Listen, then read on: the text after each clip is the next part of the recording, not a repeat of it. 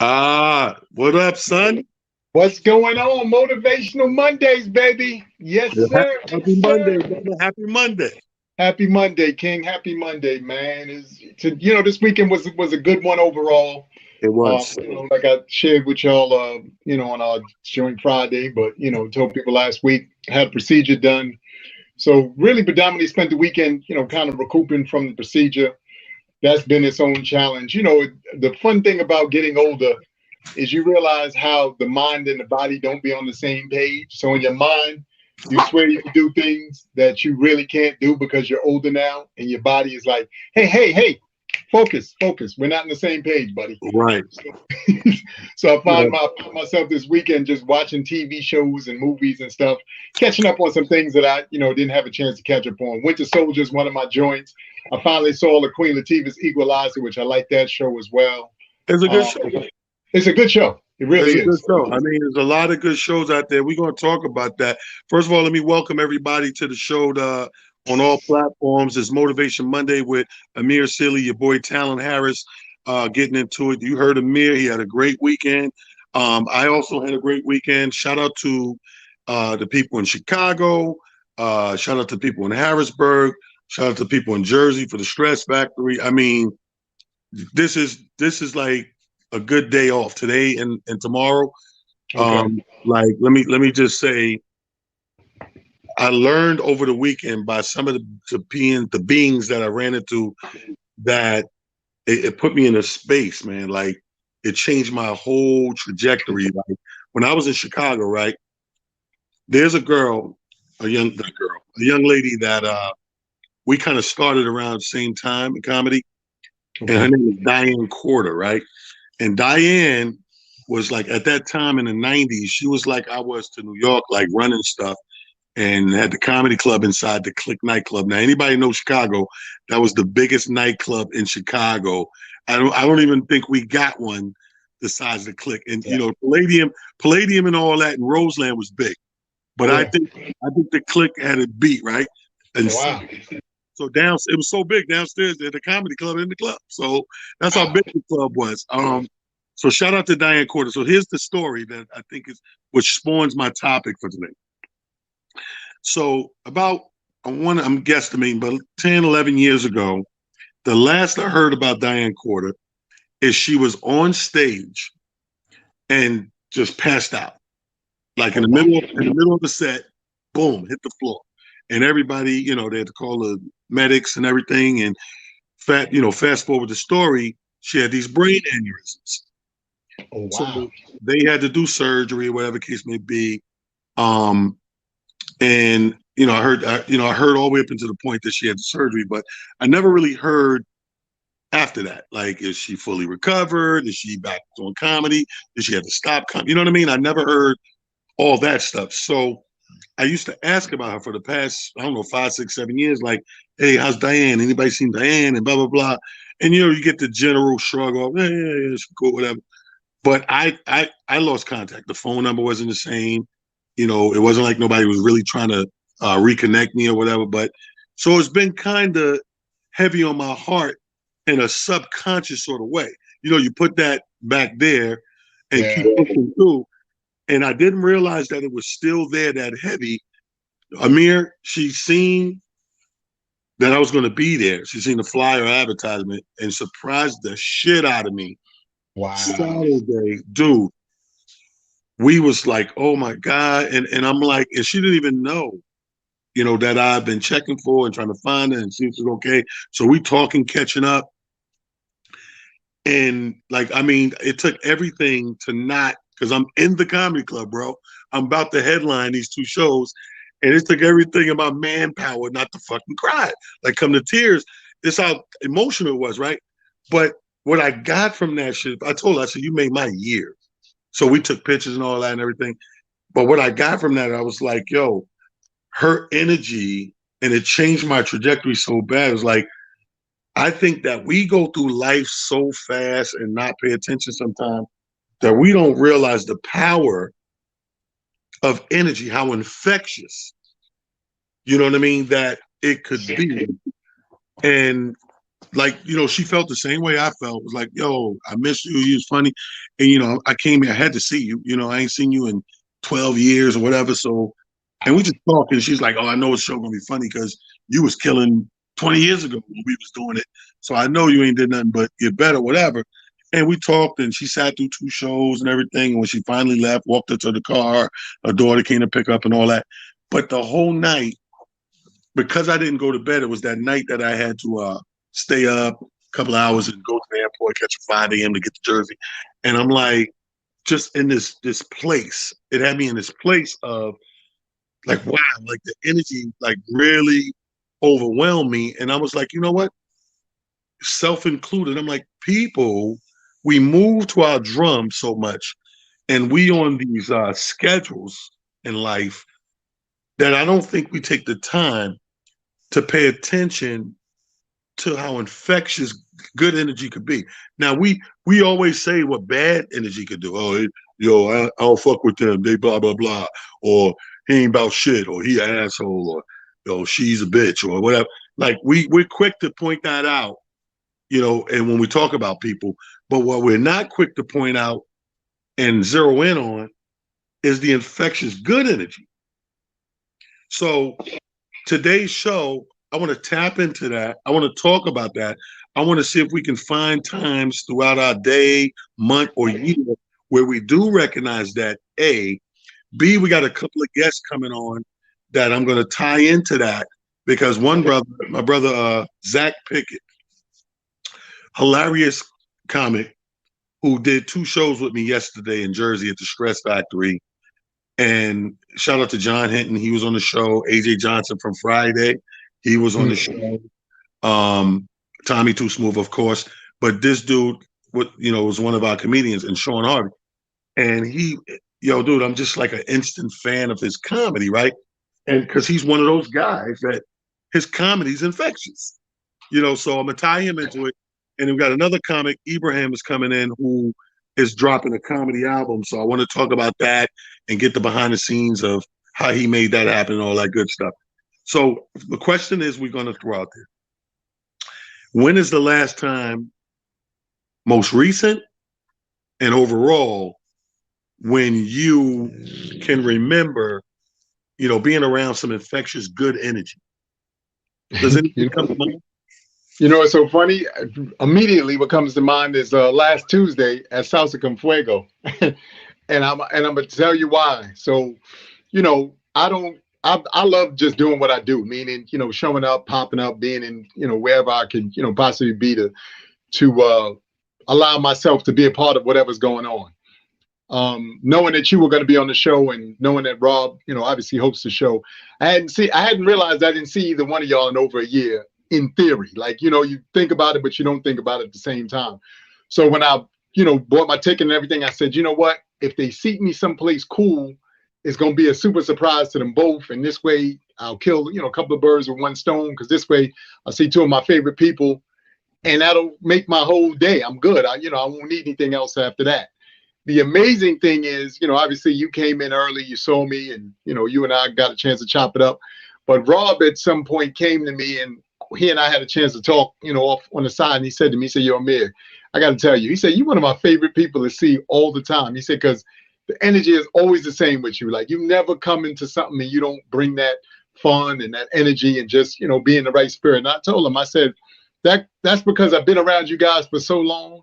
And for me to see each and every one of y'all doing the amazing things that you guys are doing, that's everything to me. You know what I mean? Like I feel like, even though I don't do comedy and I'm, not a comedian and all that stuff, I feel like I am because of what I see you guys doing.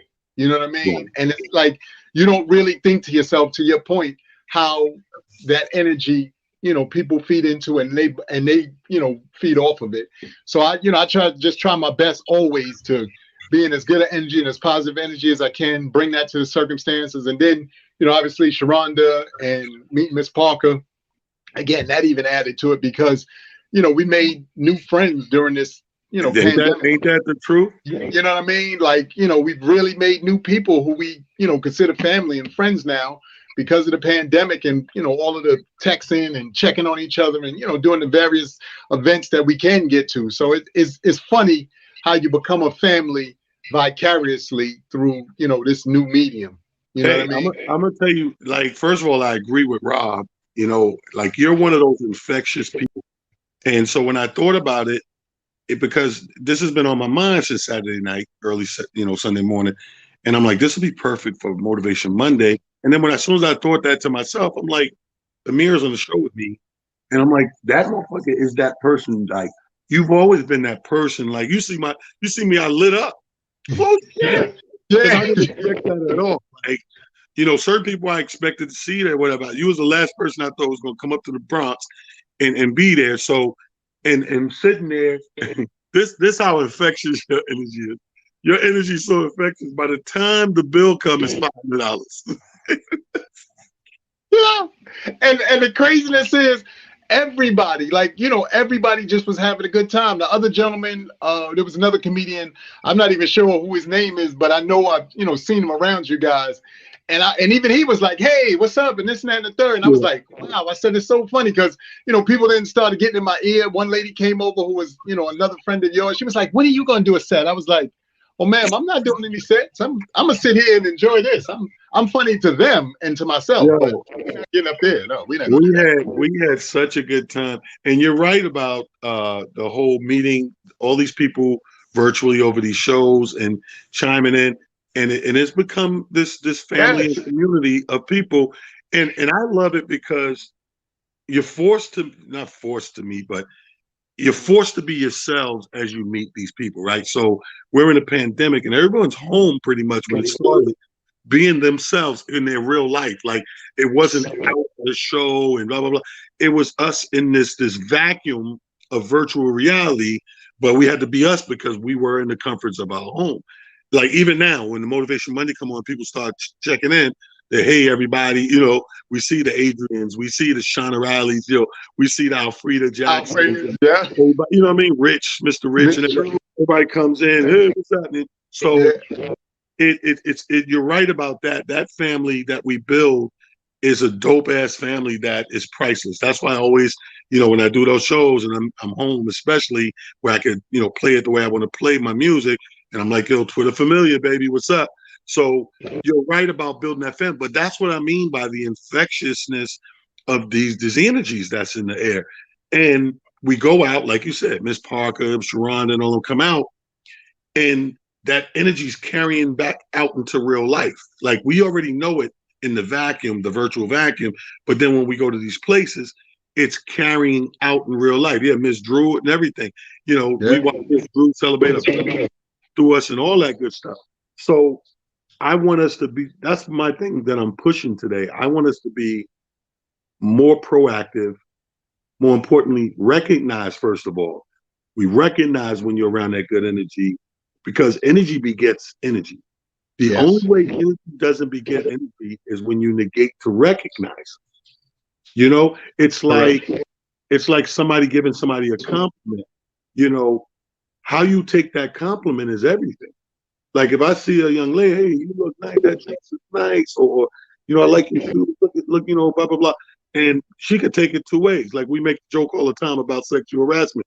She could take it if I'm an ugly fat dude, according to her, she may take it like, they always trying to talk to somebody. Or when it's just a positive compliment that you can take, and that energy, you can beget other energies off of that good energy. You know what I mean? So if you take a second to recognize when that happens, I'm telling you, when I seen this lady, man, that I haven't seen in over a decade, maybe almost 15, 20 years, I really would have to sit down and think about it. But the energy in that moment dragged out in the most beautiful way. Even when like we turned to watch the show started, we turned to watch the show, and she's not even looking at me. I'm like kind of like staring at her like, wow. I'm stuck in the energy. So I'm like, wow. And it's not even like that, but I was just amazed. And that energy, I carried that energy. I got to my room. Let's say I got in the room about 12:31-ish. I'm leaving the hotel, let's say about 3-ish, 3:30-ish, because I want to get to the airport an hour before the 5 a.m. flight. But this whole time, you're not sleeping. Well, normally I'd be dragging, but I wasn't dragging because I was high off of this fucking Off that person. good energy. I You, also remember, like, I could go back in the day, and there's dudes. Every time I see dudes in my hood, right? There's men in my hood that you would think we served together, we frat brothers, we served in the armed forces or whatever, and we haven't.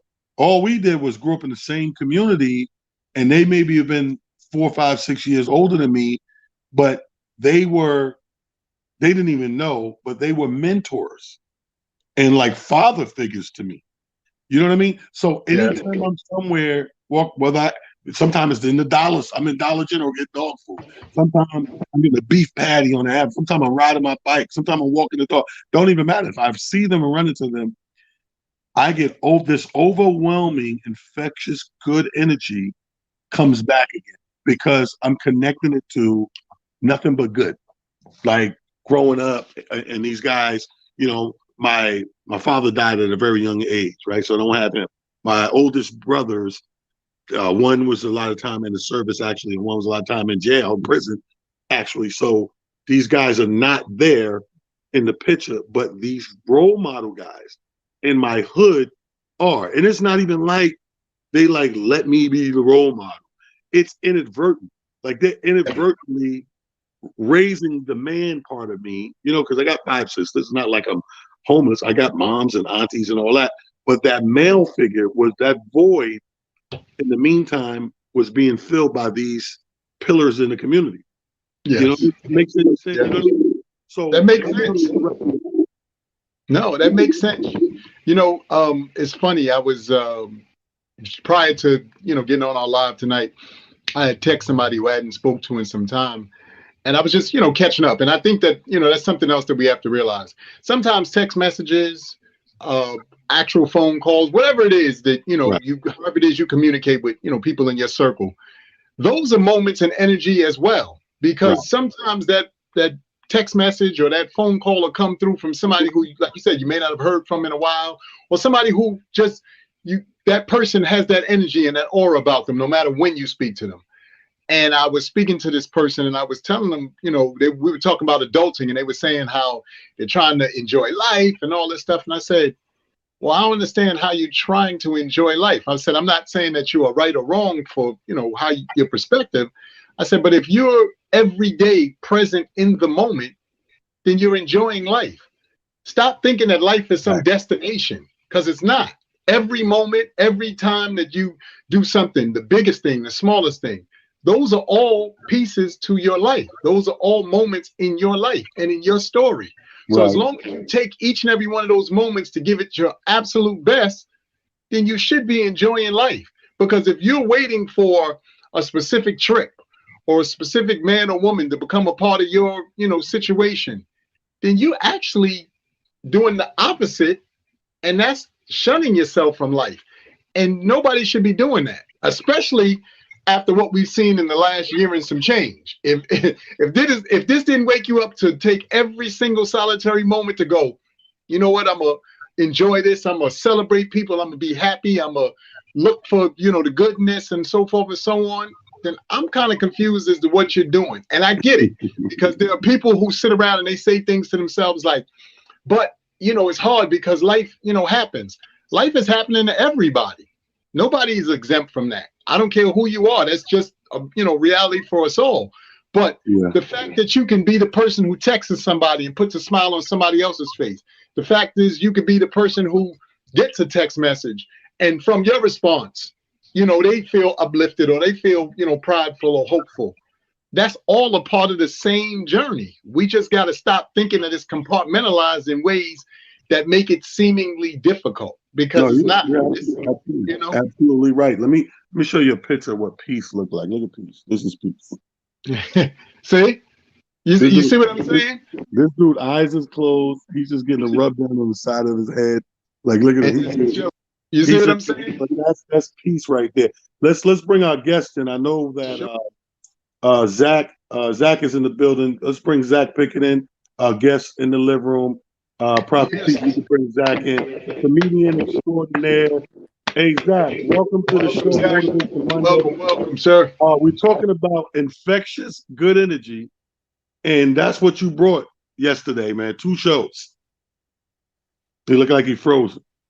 Yeah, I think Zach is pro. Zach got to go. You got to pop him out, Pete. Let him pop back in, I guess. Maybe you got to get on some Wi-Fi or whatever the case may be. But Zach, let me give you a little insight why he gets that together.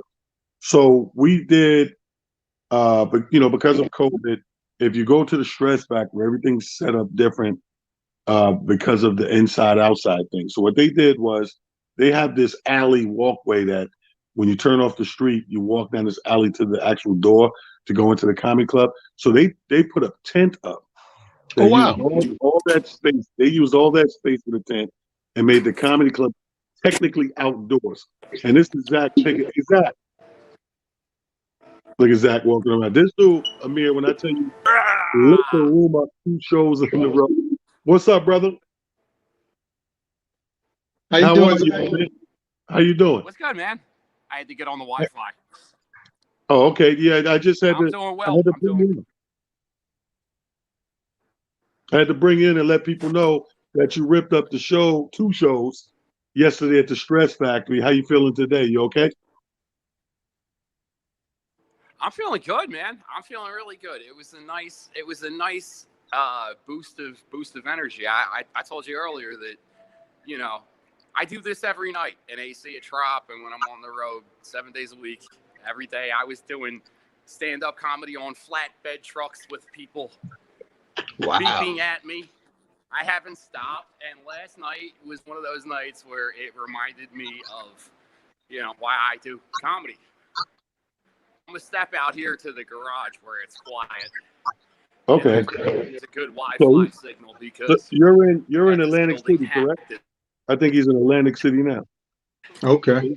But anybody that went to my Atlantic City trip, I had Zach come out and jump on stage and do his thing there as well.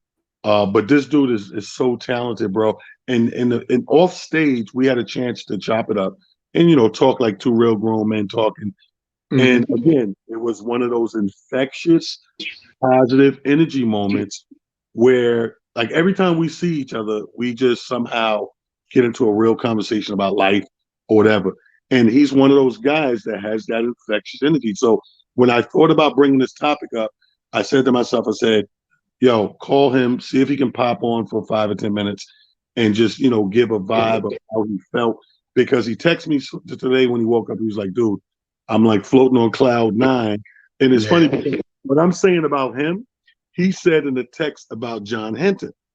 He was like, yo, he's like, you're always great, man. You always got the energy. He said, but, it was my first time working with John. He was like, dude was stupendous. And he was. Let me tell you how good infectious energy could be, right? So here's the thing, Amir.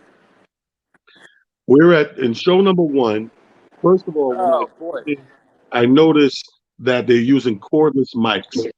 So I'm saying to myself, that's a no-no in comedy because something can go wrong.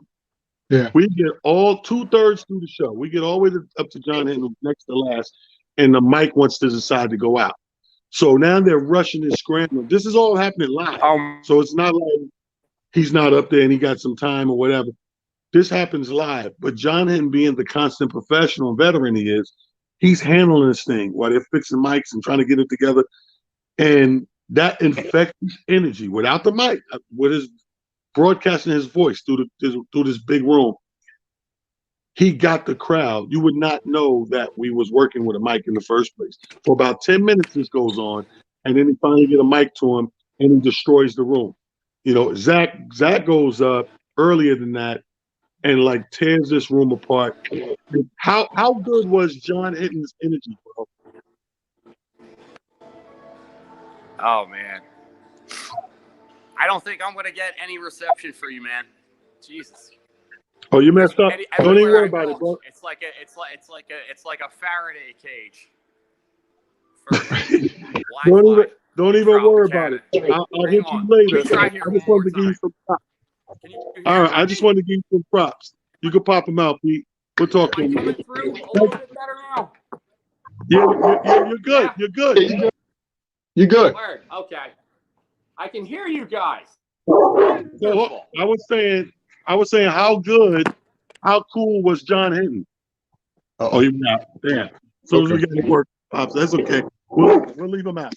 We'll leave him out. But when I tell you John Hinton's energy, bro, with the circumstances, he tore that shit up. Both shows, it was crazy. And that's why I wanted to talk about it. So just, positive energy. You know what I mean? Yeah. To get off the negative, because we always talk negative. Yeah. Like, No question. And it, again, like I said, somebody else put it in the chat. I think Shauna Riley put up love. Love is love, and I think that we tend to sometimes not always, understand that that's really what we're dealing with. Zach, can you hear us? Zach? I can hear you. Okay. I want to give you. I got you on top of the fire extinguisher. I got y'all on top of the fire extinguisher with my yogurt parfait stabilizing the phone. So I think I got this. Okay. Well, we're gonna let you. We're gonna let you go, sir. You now and everything. So, It so I'm only glad was a matter of time. Everywhere I am, I get the building wired. Figuring things out. Hey, give the people a brief overview of last night, play by play, how you felt about it. I felt amazing, man. I can't front, not to disparage anything that I've done before, but when I was around you guys last night, I got a real sense of a rising tide lifts every boat on that show, and the most important thing was the show, not the individual. And that, I look at comedy like this. I want to be Magic. I want to play all 5 positions well. I want to host. I want to feature. I want to do a guest spot. I want to headline. I want to do everything well. And I felt like more so than ever, the environment that y'all created for me was that. You know what I mean? I talked to talent on some deeper level stuff about life. I talked to Tommy Too Smooth about some interesting stuff. That dude is an artist and a maniac with a ton of stuff going on in his head like me. So we really kind of bonded. It was a cool feeling. I'm just happy I was part of it, man. That was one of those nights, this is why I do this. Having moments brother, in the back. we were super. How about the heckler, though? When the mic went out with John. That was he's the like, perfect heckle. you're Amir, handyman. And John came back just a straight up G, professional, and just annihilated it. It was so beautiful. He made me almost pee myself twice. Once in the green room and once when he was on stage. Yo, that was a perfect heckle. Like the mic goes out and they try to fix it, and the guy says to John Hinton, who plays Oakley on Living Single, he's like, well, why don't you fix it? You're supposed to be a hand here. Yo, classic. Yo, John was like, who said that shit? What? Yo, dude, but I mean, his energy was infectious, and I just wanted to have you on for a few minutes, Zach, because you are epitome to my topic today about noticing and harnessing that positive energy. Because we always focus on negative energy, but we don't stop sometime and go, yo, just being around that person, talking to that person or hanging out for a minute, I felt something different. I felt something positive, that energy can beget some more energy. You know what I mean? So that positive energy brings more positive energy. And you're that guy. You too, man. You too. Real recognize real, dude. Exactly. I appreciate you, man. Go get busy. We're going to keep the show moving. That's my man. I've gone 8 years backward to McDougal Street, barking for tickets. I love you guys. I'll talk to you soon. Love you. Be safe, brother. Be safe. Take care, brother. Do your thing. Comedian extraordinaire, man. Yeah, but when I tell you everything about that night, was just, even when the bad stuff happened, the good energy found a way to prevail over top of it. You know what I mean? Which was kind of amazing right there. As you can see, I'm getting bombarded by love. Look at it. I got an interesting question for you. So, like you said, the topic tonight obviously is the energy one.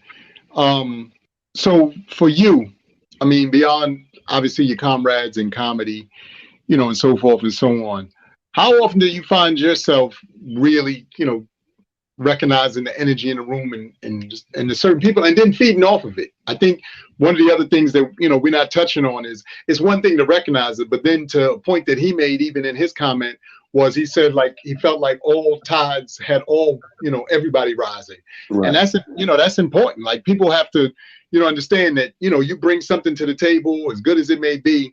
Now let's try to lift everybody up. Let's try to see everybody kind of rise as this whole energy transference thing happens, Well, I'll be honest with you. For me, Amir, I notice it a lot. Like every time I step into a room, especially it's two occasions that stand up. Obviously, work. Like when I'm at a show, I'm always conscious of that and paying attention to that because that I always want to give the best show I can get, right? No matter what. It could be just hosting something small, it could be at a big arena. It doesn't matter. I always want to give the best of me in those moments. So what I pick up on is people's energy right away to know whether I should stay over here with this energy, or if it's really good, I stay there. If it's not great or good, I go to another corner of the room because I can't have it rub off on me because I'm about to go up there and do my thing. Now, work, that's the obvious place, right? But then there's personally, like if I'm in my personal time, I pay attention to just like that as well. Let's say if I'm on someone else's time. If I'm there by association, I may not run. It got to be really bad for me to run or me to see that something's going to end up being bad or negative. Then I may run. But like if I'm with you, let's say you say, T, I need you to roll with me to this function. And I go with you, right? And you take me to a group of people. Oh, these are my coworkers or whatever. The energy might not be great, right? But because I'm with you and that's where you're dwelling, I may dwell there longer than I normally would if it was me personally. You know what I mean? So when I'm in my personal space, it's different. Like say tonight, I want to go out and have a couple of drinks, right? And I go to one of my local watering holes. I'm in my personal time. So wherever I sit in that bar, now I'm on my time. So I'm damn sure, just like a show, I'm not going to put up with it if it's negative or whack or, you know what I'm saying, bad energy. Go over there with that because I'm on my personal time. You know what I mean? So those two times in life, I'm really, really, like my senses are heightened on that. But all the time I'm picking up on energy. There's not a time I don't. What about you?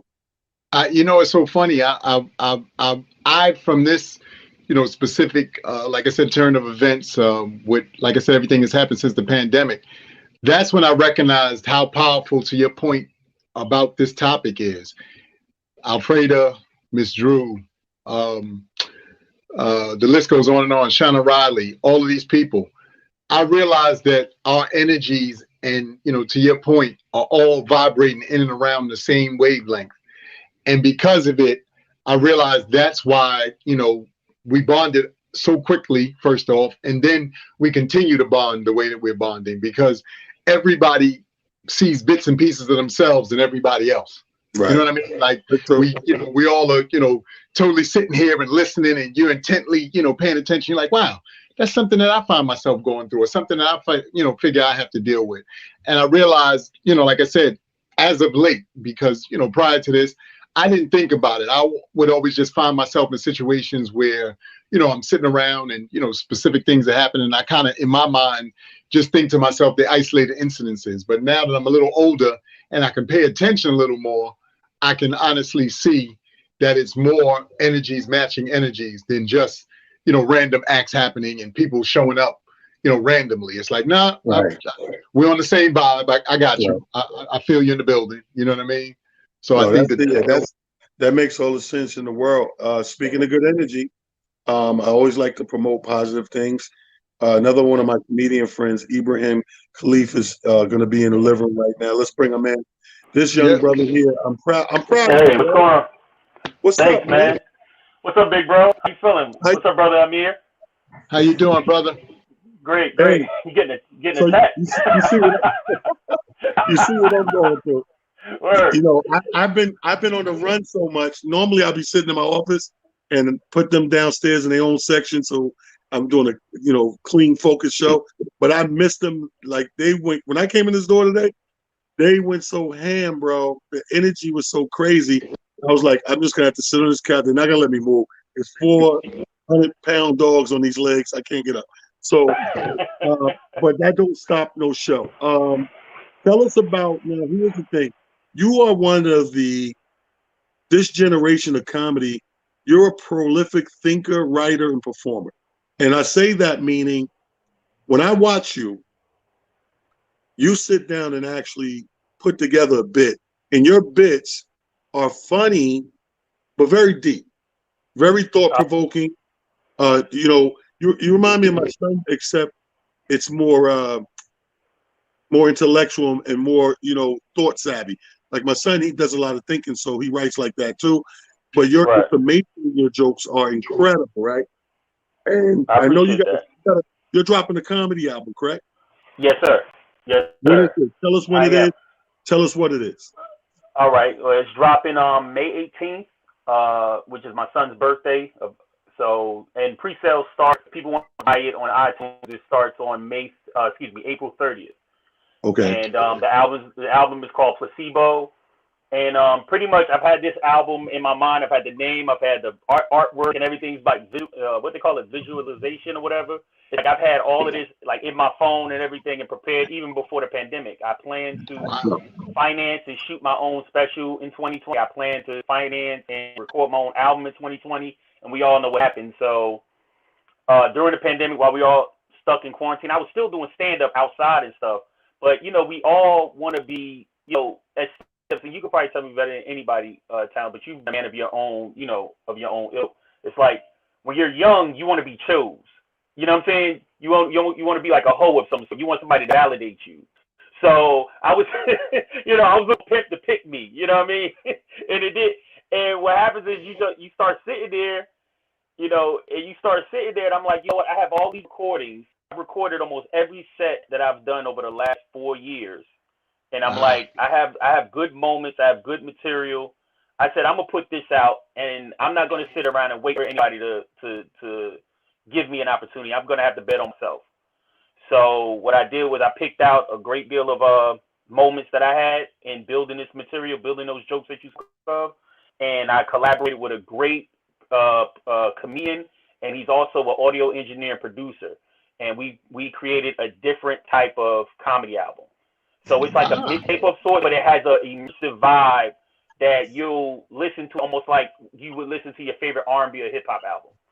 The way it just, so it's not just you press play and I just start saying jokes. The album actually has a theme, it has a feel, it has vibe, and it's like, okay, I see what this guy's about.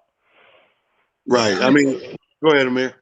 I was gonna say that's nice. I think that's actually a very, very dope idea. I mean, one of the things that, to your point about, either trying to be chosen or, standing out is you got to do something that you haven't seen anybody else do. And it sounds like, with your thought process and the way that you go about, not only obviously crafting your jokes and, taking your craft seriously, you think about the broader spectrum. And because of that, that's honestly going to set you apart, probably from a lot of your peers, and not only get you noticed, but put you in a space that, you're carving out your own lane. And I always tell people, when you got your own lane, you don't have to worry because it's your lane. Somebody else going to do that, Yeah, like I don't want to make King Talent sound old or anything, but I grew up watching him. You know what I mean? I grew up watching him and guys like him. So the comedy that I grew up on, it's not really around anymore like that. You know what I'm saying? Where it's like the Killers, where you have people like making people cry and they roll out their chairs and all of that stuff. That stuff, when I hear comedy albums now, when I see this new brand of I feel like people talk to me because I'm surrounded by 20-somethings and 19-year-olds and all that and stand up. Like they talk to me like I'm a real old guy. But it's like, but when I get on stage, I aspire to be like the Talents, the Kareem Greens, these great comedians who make the room rock and shake when they get laughter. But like you said, my way of doing my humor is I'm like more of like a satirist. You know what I'm saying? I like the George Carlins as well. I like Dave Chappelle. Like where you laugh as hard as you can, but I'm also making a point. You know what I'm saying? Yeah, And you made a great point when you said, when you're younger, and this to me is the old brainwashing way that we all grow up and want to be chosen. When you said that hit a nerve and an antenna went up because that's true. And this is why the world has more followers than humans. Because it's almost like, I remember growing up and you like a certain cereal, right? But then what they do to control you when you're in the supermarket aisle with your mom or your pops picking out cereal, at some point now you give more of a fuck about what the prize is in the box. Like, think about that shit. Like, you like this cereal better, but you will get this one that you like a little less you will because the sacrifice prize taste. is better. You would sacrifice taste to get The prize. the box. Right. So it's sort of like that. When I look at what you said, you're right. Like, we grow up, we gotta get age on us. We gotta live a little bit to snap out of that and say, you know what? Like, even me as a comic, July will be 30 years. I'm not gonna never let nobody forget that, because that's why I say, like, when people say, like, when you say I grew up on, like, that shit never makes me feel old. One, because I'm fucking young looking and handsome, right? But more importantly, is because you're only as old as you feel. Your energy is everything. That's why we're talking about infectious, good energy. So I take that as a compliment. Like, I was in Detroit, not Detroit, excuse me. I was in Kansas City a couple of weeks ago. And this guy comes up to me and he goes, yo, man, I'm so glad. It's like after the show, we just finished. He's like, I'm so glad I got a chance to see you in real life, bro. Grew up on you, man. I was watching you since I was 8. Now, my first reaction was, ain't no fucking way he was watching me since I was 8. I said, how old are you, bro? The dude said, 38. I said, Yeah. that's about right. That's about right. Same age. Yeah. I was doing this shit 30 years. Yeah. He said, since he's 38, the shit added up. Yeah. I scratched my head. I said, I appreciate that, that here we go 30 years later, and you're still here finding me relevant, finding what I'm talking about, my performance relevant, and it's a blessing. But what happens with age is, and what we call in comedy seasoning, you have to get to a point where you snap out of, like you said, wanting to be chosen, picked, and you evolve into that very thing you're doing. You want to own it. Yeah. So it's like, I've worked in everybody's comedy club in these 30 years. I got to a point 15 years ago, probably, was like, I should have my comedy club. Why, you know what I mean? Why do I own some stuff right now? Because I'm going to other people's stuff and they own it, right? I watch people all the time, comics and other artists, get mad at promoters, marketers, and venues because of how good they're doing, the numbers they're doing, the money they're making, whatever. And I say to myself, dude, you had all the time in the world to be on the other side of that gate. You can still be the artist you are. And you bring up Dave Chappelle. He's a perfect example of owning his own shit.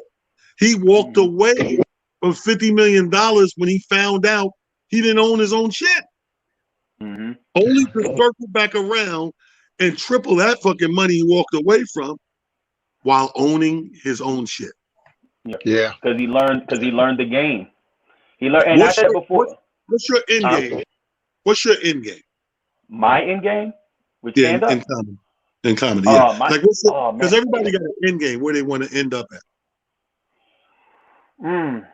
I would really like to be a stand-up for the rest of my life, but essentially, I would like to be writing in the writer's room. Nice. And I would love to be in the writer's room. That's your call. See, the good thing about that is, for me, from the outside looking at you, I would say that's your calling, right? But it takes for the person, the individual, have to see the calling too. And you hit the nail on the head. You see your calling. I know a bunch of comedians, I'm not going to say no names because they're still considered friends, but they make better writers than stand-ups. But they won't stop stand-up. Don't get me wrong. You're good at both. If you're good at both, by all means, have at it. But if you're not, you have to start to see at some point down the line, like, you know what, this ain't that great, but I can write the shit out of this. A lot of my friends, they write for all the shows you see on TV, all the specials, all that stuff and everything. You know, I think it's dope, you know, your end game and everything. Yeah, it's just I'm still trying to navigate the scene because I'm only 7 years in. I'm still trying to navigate this scene. So right now, like I was just having a good talk with a friend of mine, another comedian named Franco. And I'm like, bro, we at this point now, I don't have to, I used to put a lot of pressure on myself about being funny. And Talent, you know that, like you've been there for my good sets and my bombs and everything. And he's giving me a lot of great advice and stuff. And I would always put so much pressure on myself about being funny. To the point where it got to a point now where like, I'm confident in my funny now. I don't give a shit about that. I give a shit about giving a good show, but I'm confident in myself that I can turn anything funny. I said, now I have to get into another mode, which is the business side of monetizing my funny. Because there's so many guys that get caught in the loop of, I'm doing this open mic, I'm doing this spot, I'm doing this guest spot, I'm doing this check spot, I'm doing this, running back and forth to spots. But it's like, all right, you're just caught in this fucking time continuum. And how long are you going to be wondering if you're funny? It's like at some point, you gotta click off like, yo, I'm nice. And I have to bet on me. Because ain't nobody else going to give it to you. And what I learned in the comedy game is that people who see that you're good are going to keep their speed bumps for you and holding you back so that they can either suck the life out of you, suck the juice off you. Like you said, that good energy. So if they know that, like, first, like, just use an example. If someone knows a young talent was bad as hell, the baddest motherfucker on the lineup, but he don't realize it yet, they'll keep putting him in shit spots so that he will see. They'll book you in, you know, oh, I want you to host, or I want you to do this, or I want you to that. And they won't put you in a premier spot that'll showcase your talent when you know good and well within yourself, you've been saving their shows left and right all over the city. So it's like, yo, after a while, you're going to be like, man, hold on, wait a minute. I can't keep doing this. I can't keep getting caught in this loop. So it's like, and plus, a good thing with me is I started comedy at 31. I didn't start at 17, 18, or 19. I started at 31. So I already had a family. I had kids. Now I got a granddaughter. It's like I have perspective on life. So it's like every time I leave my family to do a set, anytime I drive 2 hours away into the city to do anything, to run and make my rounds, it has to count for something. So I'm like, once I looked at this opportunity to do this album, I'm like, all right, this has got to count for something. I got to go balls to the wall with this. And I bet on myself. Amir, you got a question for Ibrahim? No, like I said, I mean, I think that, you know, I think one of the things that's always great to see, and we talk about this all the time, is, you know, how much we want to see people win. But I love even more so when you speak to a young person and they have a game plan. Right. Fortunately, you know, me and Talent same age, and sometimes you don't find, to, you know, Talent's point about being seasoned, you don't get or start to really picture things until you've already been through a few things. But it's great to see young people who already have a game plan, already executing said game plan, or starting to, you know, put it into play and working it to the best of their ability. Because at the end of the day, you know, this all goes quickly. Trust and believe you're going to blink and be where we are, not because you didn't do anything, but that's just the way life works.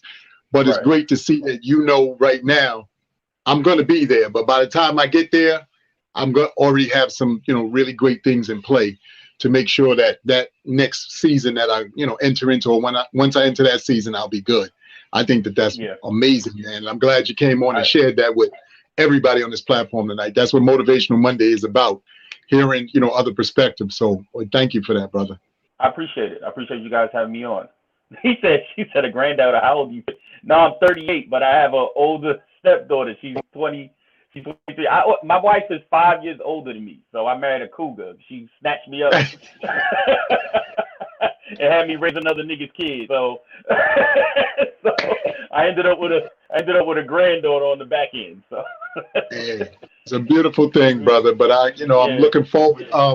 You know, also you got to, you know, do us a favor. If there are any platforms that obviously, you know, our listeners can follow you on, and, you know, everybody can follow you on, please shout those out, your various platforms, because that's always helpful. Now, you know, also picks up your following and, you know, allows us to know where you are, what you have going on. So that's always a wonderful thing as well. So please do that. Yeah, they can find me at Ibrahim Khalif on Instagram, Ibrahim Khalif on Facebook, Ibrahim Khalif 83 on Twitter, and I also host two podcasts. So I have the Ignorant Negus podcast with Ibrahim Khalif. That's with I solo host that one. I interview activists, other comedians. We talk about serious shit, but we always talk about it in a really funny and fun way. So we just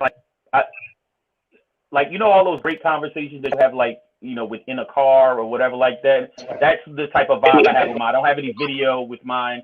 I like for people to get that fly on the wall type vibe when they listen to my conversation with the comedians, activists that I interview. Because when people ain't being watched, they really being themselves. So it has that vibe to it. So that's one podcast I host, and I co-host another podcast with a great New York City comedian, Phil, which is called the Tough Talk Podcast.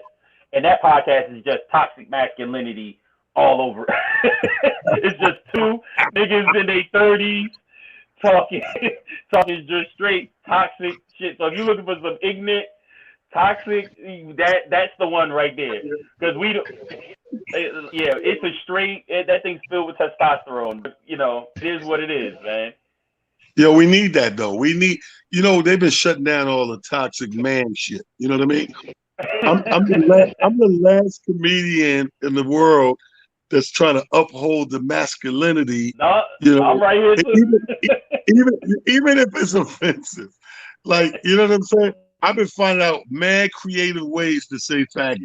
You know what I'm saying? I've been finding word of mother. I see. Here's the art of comedy. You can say whatever you want to say, even if it's against the rules. The comedian has to figure the way to say it though, so that you get away with it. So it's almost like a ventriloquist throws his voice. Right. So I throw faggot. You know what I'm saying? Because it's a word I don't want to really let go. It's funny. No, seriously, it's a funny word. I don't mean to offend nobody, right? Right. Here's the thing when I think of comedy. Sometimes people talk, and I'm observing everything around. And when I listen to people talk, I be like, yo, you'll say a word, and I'll be like, that's a funny word. It's not what you said is funny, but the word sounds funny. Right. So I got an antenna for that. I got a knack for that. So what I'm gonna do is I'm gonna take that word and I'm gonna splatter that shit on the wall through a microphone, and people are gonna laugh. And they think that I said this genius thing that made them laugh. When actuality, the fucking word was so funny. I just had to say something with the word, and you laugh. Faggot, people don't laugh because they gay bashing or really want to call you the sounds funny. It's a funny word. Yeah. Yeah. I have a joke. If I could give one joke right there, that's on the album. It's one of them. It's a favorite joke. It's even so pretty much what it is. So I go, it's to do comedy as a man, right? I said before COVID, I hope things loosen up after COVID with comedy. I said because all before COVID, people was all uptight. I said they was up on you if you was I said it's hard doing comedy as a straight man. I said as a straight black man, oh my God. I said because everything we say that come out of my mouth is toxic masculinity. I was like toxic masculinity. He's so inflammatory. I was outraged, right? I said there's probably a blogger in the audience. I can't believe he. I said, listen, I'm from New Jersey, right? I said I do comedy in New York City, and we walk by all these bridges, we walk by all these tunnels, we walk by all these buildings, all this beautiful shit, all of which that was built on toxic masculinity. I said men died building a lot of the shit you see. I said there's nothing in New York City or New Jersey would have ever got built if somebody didn't say, hey man, stop being a faggot and dig that ditch. It's like, man the fuck up, get the sand out your clit, you sissy. We got a fucking bridge to build. The word is funny. Yeah, I said if you want to be gay back in the day, you had to be gay like a man. You had to have a couple of kids first and a wife. They're like, Granddad, why do you come out back in the day? He's like, I couldn't. It was a different time. I was busy. They had me working on the scaffold. I was working on the Brooklyn Bridge. I couldn't. And you know what's funny? You know what's funny about that? He's making a joke of that, Amir, but I learned maybe 4 or 5 years ago that the truth of that is everything that got built, people died. Like you went into it with a group of construction people and a certain amount of people who did everything that if you Google and look up something like Mount Rushmore, look up Mount Rushmore, and it will tell you the number of people who that fucking died. Yep. how long it took, how many people that died, blah blah blah, and that goes for any big project. If you look up the word, look up, the goddamn Macomb Bridge, look up GWB, the New like York City subway system. yeah, A lot of people died. A lot of people died building that. So and they don't talk about it, but it's true. Yeah, but it's the seriousness of the situation. So it had nothing to do with, like he said, gay bashing. It was a thing of this is a life and death situation, and we can't afford no soft motherfuckers out here. You know, it's like, look, we don't give a damn who you sleep with, but bruh, stop being a fucking bitch and dig that ditch, nigga. It's like that's what we need. Like, so that's like they would classify that as toxic now, but nigga, it's necessary. Because people are dying. It's a life and death situation. I'm with you on that, bro. I'm with you on that. Like, I'll say I'll be somewhere in Amir, right? And like a gay dude will come in, but he's like a flaming gay dude. So I'll be some shit. Like I'm not mad that he gay. I'm mad that he had to glide. You know what I mean? Like you said, I don't give a fuck who you sleep with. But why you have to go out in the club like that? Like, look, no, and you're jealous of his gliding because it's like I've been trying to glide my whole damn life, and this thing is gliding with no effort. I spent way more money on these shoes. I spent way more money. Yeah, you got on Chuck Taylors, but he's gliding better than me, and he's $400 jeans. It's jealousy, even son of a bitch. That is good stuff. Oh, that's good. But that's the type of humor I got. I always try to touch at the nerve. And plus, what a lot of people don't recognize who stand-up is. Stand-up is supposed to be counterculture. So whatever the tide is going, comedians automatically are supposed to go the opposite way. It's always been that way. Wherever society is going, it's the comedian's job to go, nah, let's think about this a different way. It's so much stand-ups right now want to be accepted and want to toe the line. I mean, if you want to be right about some shit, you want to be right about some shit. But it's also our job to point out the absurdity in some stuff. You know what I mean? Or to tap at that pulse. Like, if you tell me not to say something, I'm going to say it. And like Alan said, I'm going to find a creative way to say it where you'll see my perspective and it's nothing you say. Because I've had gay men, numerous gay men, and even lesbians come up to me and say, that joke is fucking hilarious. Because they can't use it. And again, but that's why I said the beauty of who you are and what we're seeing here in this short amount of time is actually who you are, and it's beautiful because what you don't know is you're opening up other people to turn on that light in themselves. I say that so often on our Motivational Mondays. It's imperative that we be our genuine version of ourselves because that's really what allows everybody else to be the genuine version of themselves. Now, you're going to have some people who slip through the cracks as always because that's just the way the world is. But a good portion of us will come away from this going, wow, that was really cool to watch how this person did what they did and they didn't apologize for it. They didn't make you feel, any kind of way other than genuine about what they were bringing to the table. You know what I mean? Right. Exactly. Hey, man, I appreciate you, bro. Shout the album out again, when it dropped, how to get it and cop it, and all that good stuff, man. Thank you for blessing Motivation Monday, man. No, thank you. I'm honored by this talent. You know that. The album again is entitled Placebo. It's by me, Ibrahim Khalif. You can get it on all streaming platforms. Stream the hell out of it. Play it while you're cooking or whatever. I'm getting these royalties, fam. You can buy it on iTunes if you want. Look, residual income. That's what I'm trying to get. So, yes, I'm gonna shout out my producer, Minuin Hart. Minuin Hart produced out of this album. He actually just dropped a audio series called Black Captain. That's funny as hell, and you can stream that on Apple Music as well. Okay. I appreciate you guys having me, man. Hey, man. Love is love, brother. You keep doing what you're doing, man. You are definitely influential, and you need to be out in them trenches so these younger comedians, even younger than yourself, can see you on the way up and understand relevancy. You know what I mean? And not just slapstick and imitating the comics you've seen before. It's fun to talk about other things, but we definitely need this next generation behind you because they're one compartmentalized of woke. I want to see all compartments woke. You know what I mean? Right. They got like if it's a dresser drawer, like you know how one drawer got shit in it, and then the other drawers ain't got shit in it. You can fill all these drawers.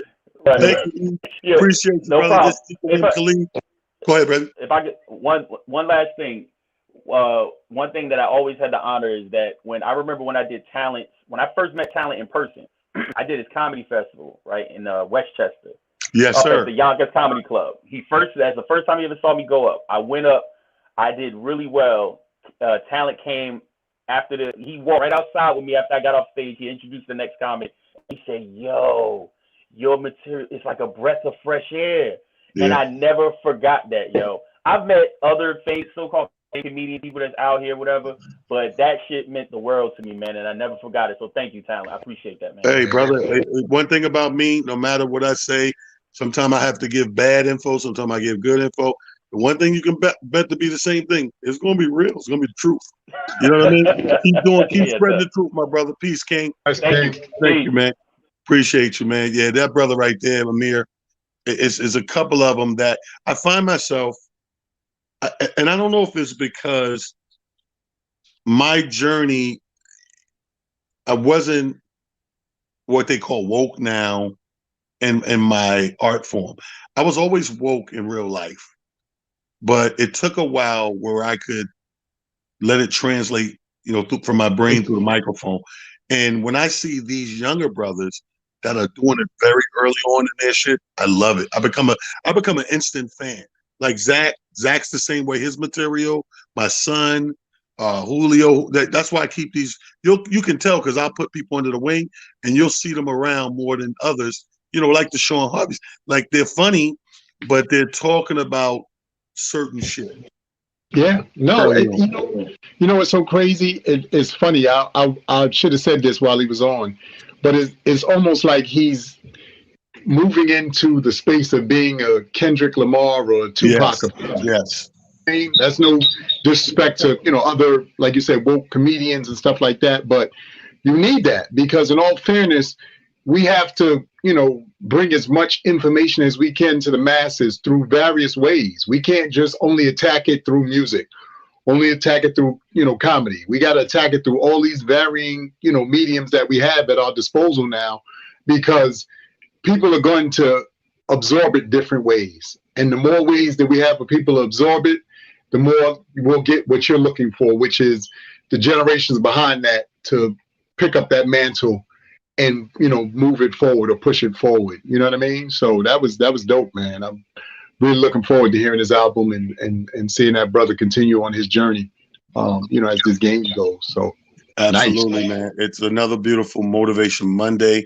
My man Amir Silly, your boy Talent, and all four dogs in the living room getting it in. We want to thank our guests, Zach Pickett, Ibrahim Khalif, two comics that couldn't be any different than each other, but yet so relevant in their own right and way.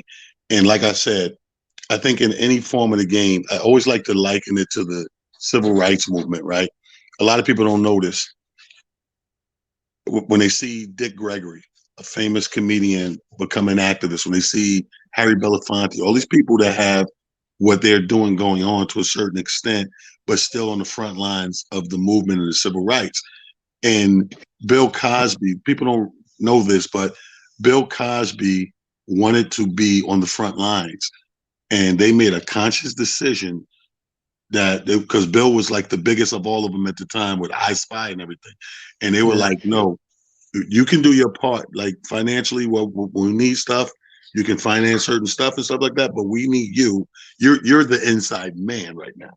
And we need you to keep that position because that position is power that none of us, all have. Collectively, we got a lot, but we still don't have as much as because Bill had the eyes and ears and minds of white America. And that was something that was kind of lacking on that level from the rest of the guys. So they made a conscious decision. Just like when I watched the documentary on Malcolm X, the day that he was assassinated, it said that, a bunch of those guys, Dick Gregory and a bunch of the activists was all supposed to be at the Audubon. And they were scheduled to be there. and there was a phone call because they had gotten these threats, and they was kind of knowing that there's somebody was going to try that day. Malcolm being the guy, the man he was, he said, I'm still going to do the speech. You're not going to scare me from this is an important speech. So I'm going to do that. However, they made a collective decision to not all be in the same place at one time because they're thinking bomb. So they're thinking like if they blow this place up, they get us all in one shot. Yeah. So I say that to say when I watch comedy now, I realize that we all can't be the same or all shouldn't be the same because there's so many avenues we all got to go down and attack this thing called equality from different areas and racism and stuff like that. So that's why I appreciate these brothers more and more day by day. It's been a great time, Amir. Thank you, my brother. I appreciate you, my brother. We got another one done. I think we dropped the jewels. Yeah, I think this was another great Monday, man. I think we got a chance to bring energy into it. We got a chance to, like you said, have two totally opposite guests, but at the same time, like you said, have some similarities. And I think bigger than anything is, hopefully we got some people, understanding. Bring your special brand of who you are to life, please. Stop worrying about it needs to be perfect. It needs to be, this, that, the third. Just be who you are and let the world figure the rest of that stuff out. I had I'm just saying this real quick. I had a real good conversation with a very good friend of mine who was tied to DMX, a gentleman who came up playing ball. He's actually really good friends with Rod Strickland. He came up playing ball with Rod. And his name is Cy Dean. And he and I had saw each other and we had missed each other. I know Cy, my dude. Oh, you know Cy. So I hit Cy today. And I asked Cy, I said, how y'all holding up, everything. He said, it's so crazy to me. He said, and this is a true story he told me today. He said, I was headed into my office today. He said, I looked up in the sky. He said, it was a big X in the sky. He said, and I was like, that was DMX letting me know that everything's all good.